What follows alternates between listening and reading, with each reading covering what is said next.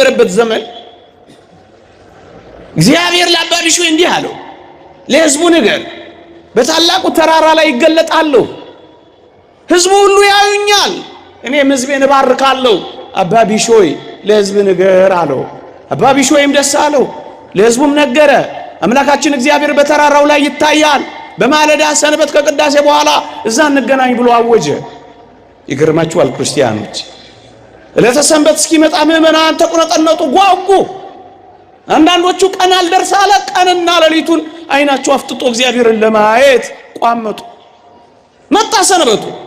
ከቅዳሴ በኋላ ሁሉም ወደ ተራራው መግረፍ ጀመረ። ወደ ተራራው ከመሄዳቸው እግርጌ ተራራው ግርጌ ግን አንድ ምስኪን ጉንድሽ ሰው ተቀምጧል። ምንም መሄድ መንቀሳቀስ የማይችል ሰው ቁጭ ብሎ ምጽዋት ይጠይቃል። ስጡኝ ይላል፣ አብሉኝ ይላል፣ አጠጡኝ ይላል። ያ ሁሉ ክርስቲያን ክርስቶስን ለማየት ነው የሚፈልገው። ያን ምስኪን ደሃ የሚጠይቀውን ጥያቄ ማን ይስማው? እየሰማችሁኝ? ሁሉም ወደ ተራራው ይሮጣል። ምን ለማድረግ? ለማየት፣ እግዚአብሔርን ለማየት። ድሃው ይማጸናል። ድሆችን የሚሰሙበት ጆሮ ግን የላቸው። ድሆችን የምትሰሙበት ጆሮ አለ። አንዳንዶቻችን መኪናችንን እንዘጋለን። አንዳንዶቻችን በራችን ገርበብ ያለ አይደለም። አንዳንዶቻችን ለጩኸታቸው ትኩረት እንኳን አንሰጥ። ያለን እንኳን ለምዶብናል። እግዚአብሔር ይስጥ ብለን ነው የምናሰናብተው። እየቻል ወሬ እንዳይቋረጥ ብለን የነፈግናቸው ድሆች ስንት ይሆኑ? አቤት ክርስቶስን እንደ ነገሩ ማባረር ያሳዝን።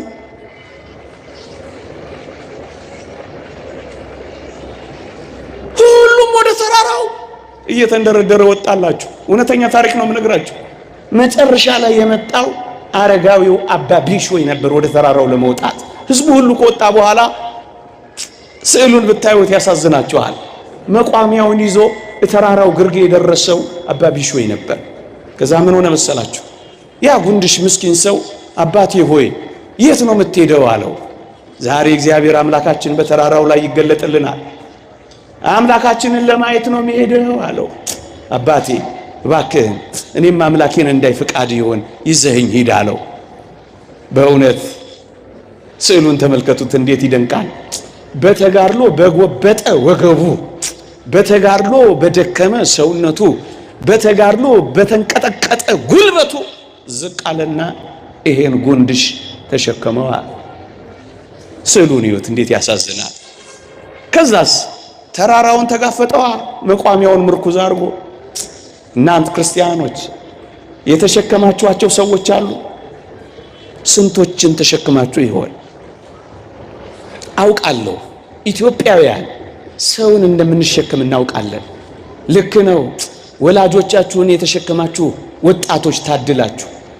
የጎደላቸውን የምትሞሉላቸው የተሸከማችኋቸው ያልሰለቻችኋቸው ታድላችሁ።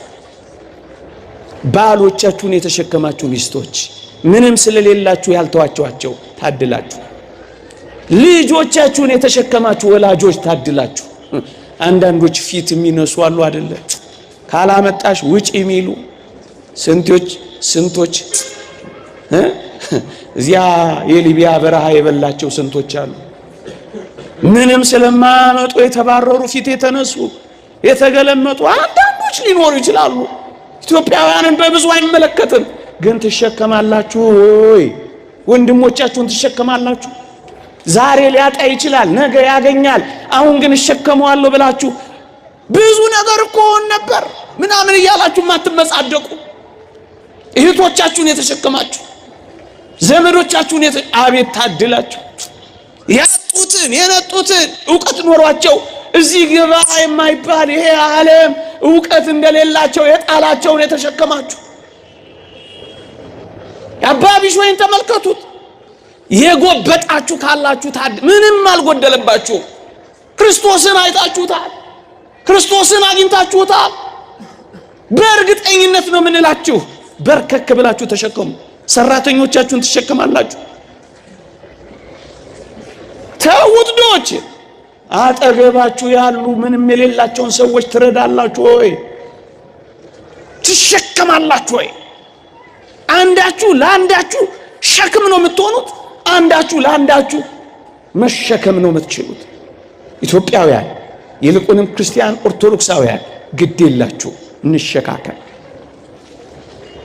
ዘመን ማለቁ አይቀር። ብዙ አይደለም አጭር ነው።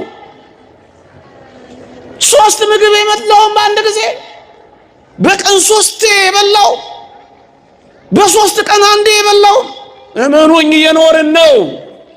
የላመ የበላው የጣመ የጠጣው አሸር ባሸር የበላው እመኑኝ እየኖርን ነው።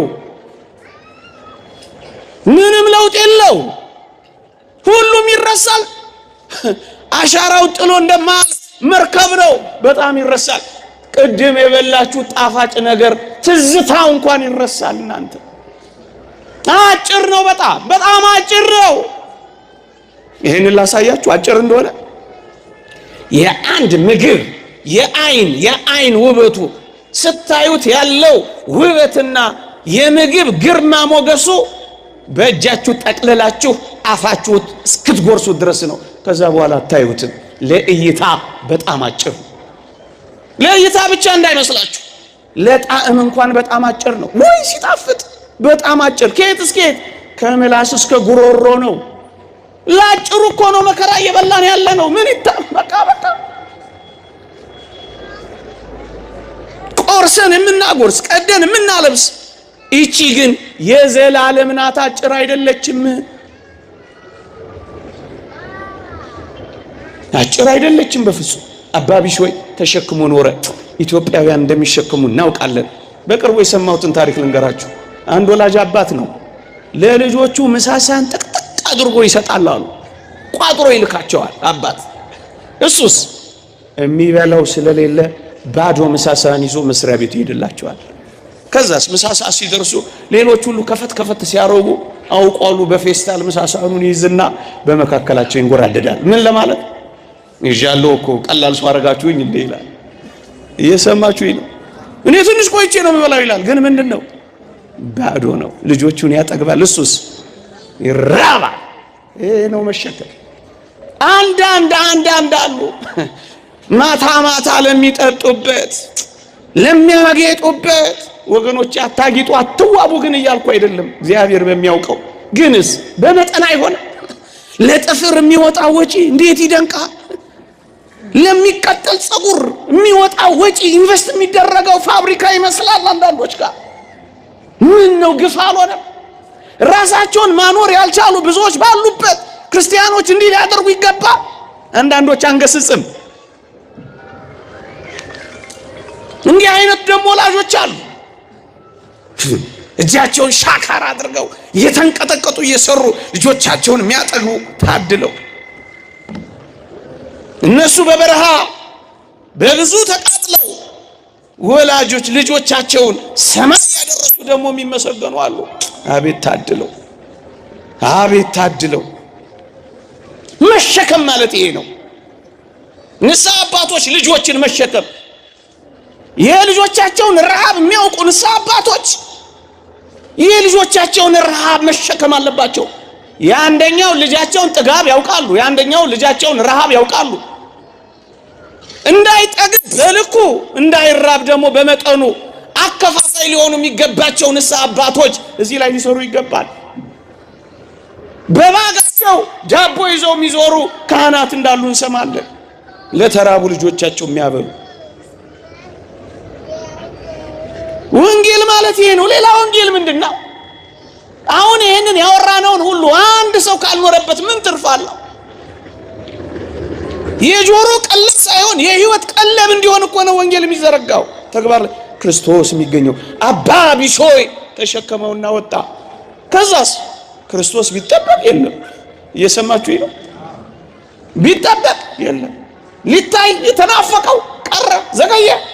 አባ ቢሾይ ምን ነው የነገርከን እውነት አይደለም?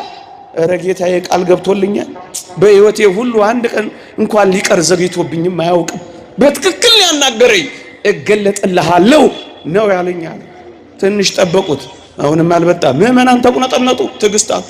ከዚያስ ድምፅ ሰማ። አባ ቢሾይ ምን የሚል? ልጄ ቢሾይ አቤት፣ ተገልጬልሃለሁ እኮ። እንዴት አለ? ተሸክመኸኝ አይደል እንዴ ያለው? ምን ተሸክመኛል እና አንተን የተሸከምኩት ታዲያ ምንድነው? ለካ ተሸክሞት ወጥቷል። እየሰማችሁኝ ነው? የክርስቶስ አድራሻ ጉንድሾች፣ የክርስቶስ አድራሻ የተራቡ፣ የክርስቶስ አድራሻ የተጠሙ፣ የክርስቶስ አድራሻ በር የሌላቸው መጠለያ ያጡ እናንተ ኦርቶዶክሳውያን ብቻ ክርስቶስን ማግኘት ከፈለጋችሁ በድሃ ወይም በእንግዳ ሰው ታገኙታላችሁ።